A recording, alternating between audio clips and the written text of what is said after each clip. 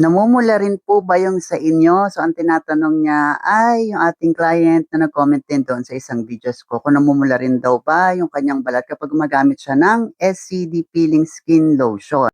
The answer is, to be honest, since 2023 ata mula na nagbukas ako ng TikTok account ko na ito, paulit-ulit ko na pong i-share sa inyo yung awareness na kapag gumamit po kayo ng SCD Peeling Skin Lotion sa inyong muka, sa inyong katawan, sa inyong singit, sa inyong braso, sa inyong kilikili, lahat po yan ay possible na makaranas kayo ng pamumula, pwedeng mag-dry ang skin ninyo kasi nga magbabalat siya, syempre yung peeling nandyan din, yung medyo makate kasi nga pag nag-dry ang skin natin, mas prone siya sa skin irritation. And since nagda-dry ang skin natin, makati po talaga siya. Pero yung mga yun po lahat ay tolerable naman po.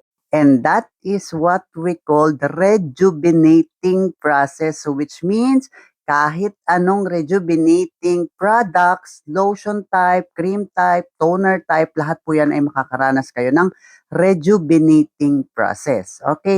Since user nga ako ng SCD Peeling Skin Lotion since 2018 pa. So ayan, meron ako mga pictures dito nung ginagamit ko rin siya sa iba't ibang parte ng aking katawan. Syempre, to see is to believe tayo. So this is my personal legs. Legs ko po yan. Akin po yan. Yes. So nakikita nyo naman siguro namumulat talaga siya. Alright, and hindi ako nagkulang ng awareness, paalala sa inyo na kung gagamit kayo nito, yan yung unang-una ninyong pwedeng maranasan yung redness. So kahit ako po, naranasan ko rin po yan sa aking binti. Another picture on my face, yes, ako rin po yan kasi tumigil ako ng ilang buwan bago ako ulit gumamit. So nung natigil ako, pagbalik ko, ganito ulit yung nangyari. Ito yung sa noo ko, makikita nyo, yan yung totoong kulay ko kasi hindi ko nilalagyan yung malapit sa aking hairline. So as you can see, pababa doon, around my face na nilalagyan ko ng product is namumula po talaga siya on your first days of application. Pero yun sa katawan, hindi, same pa rin since hindi siya nilalagyan ng product, ito lang. Kasi nga, ayan ay rejuvenating process.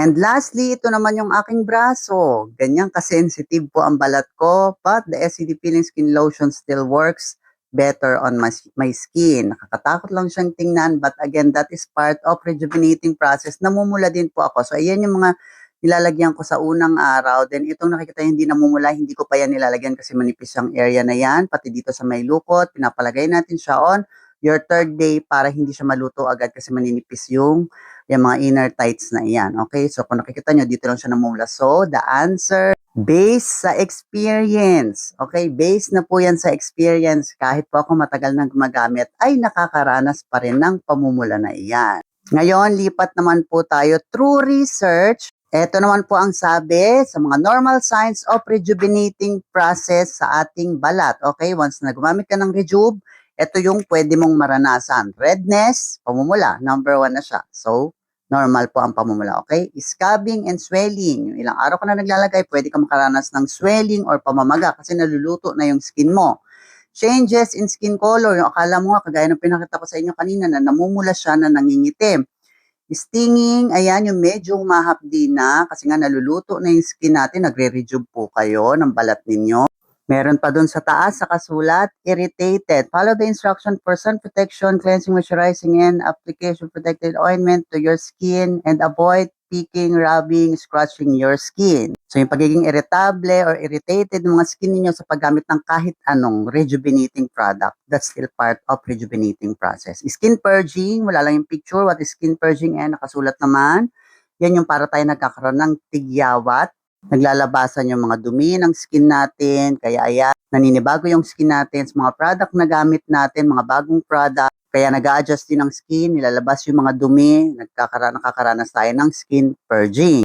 So again, based sa research, hindi lang sasabi-sabi ng kung sino-sino, that is part of rejuvenating process. So which means lahat po yan ay pwede ninyong maranasan at i-expect nyo na rin yan kasi nga gagamit kayo ng rejuvenating product. Si SCD Peeling Skin Lotion is rejuvenating lotion po ito. So which means kung gagamitin nyo siya sa kahit saang parte ng katawan ninyo at ipapahid nyo siya sa balat nyo, yan yung mga pwede ninyong maranasan. And yes, meron tayong tinatawag na rejuvenating process. Hindi po yan yung pag-apply natin, magpipil na tayo na parang ka lang naglagay ng glue. And then after matanggal, maputi ka na, putis ulap ka na, that is what we call magic.